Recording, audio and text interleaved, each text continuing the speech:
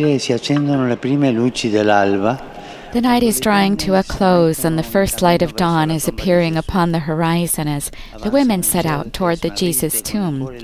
They make their way forward, bewildered and dismayed, their hearts overwhelmed with grief at the death that took away their beloved. Yet, upon arriving and seeing the empty tomb, they turn around and retrace their steps. They abandon the tomb and run to the disciples to proclaim a change of course. Jesus is risen and waits for them in Galilee. In their lives, those women experienced Easter as a passage. They pass from walking sorrowfully towards the tomb to running back with joy to the disciples, to tell them not only that the Lord was risen, but also that they had a goal to reach immediately, Galilee. There would be an appointment with the risen one there. That's where the resurrection leads them. The rebirth of the disciples, the resurrection of their hearts, passes through Galilee. Let us enter into this journey of the disciples from the tomb to Galilee. The Gospel tells us that the women went to see the tomb. They think that they will find Jesus in the place of death and that everything is over forever. Sometimes we too may think that the joy of our encounter with Jesus is something belonging to the past, whereas the present consists mostly of sealed tombs. Tombs of our disappointment, our bitterness, our distrust, of the dismay of thinking that there's nothing more to be done, things will never change, better to live for today, because there's no certainty about tomorrow. We too, if we are prey to sorrow, burdened by sadness, laid low by sin, embittered by failure, or troubled by some problem, we also know the bitter taste of weariness. And we've allowed joy to go out in our hearts. At times, we may simply feel weary about our daily routine, tired of taking risks, to take personal risks in a cold, hard world where only the clever and the strong seem to get ahead.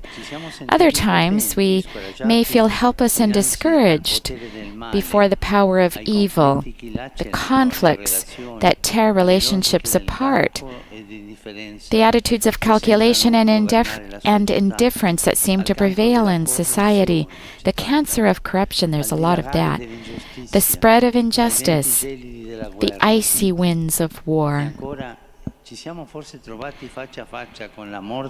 And then too, we may have come face to face with death because it's robbed us of the presence of our loved ones, or because we've brushed up against it in illness or a serious setback. Then it is easy to yield to disillusionment once the wellspring of hope has dried up. In these or similar situations, each of us knows our own. Our paths come to a halt before a row of tombs, and we stand there filled with sorrow and regret, alone and powerless, repeating the question, why? That chain of whys. The women at Easter instead do not stand frozen before the tomb, but the Gospel tells us they went away quickly from the tomb, fearful yet overjoyed, both of those things, and ran to announce this to his disciples. They bring the news that will change life and history forever. Christ is risen. At the same time, they remember to convey the Lord's summon to the disciples to go to Galilee, for there they will see him.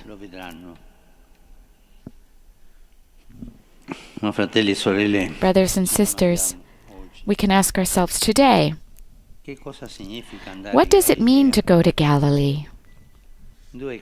two things. Da una parte, uscire dalla On the one chiusura del hand, cenato, to leave the enclosure of the upper room and go to the land of the Gentiles, to come forth from hiding and to open themselves up to mission, to leave fear behind and to set out for the future. On the other hand, and this is really beautiful, it means returning to our origins, for it was precisely in Galilee that everything began. That's where the Lord had met and first called the disciples. So, to go to Galilee means to return to the grace of the beginnings, to regain the memory that regenerates hope, the memory of the future bestowed on us by the Risen One.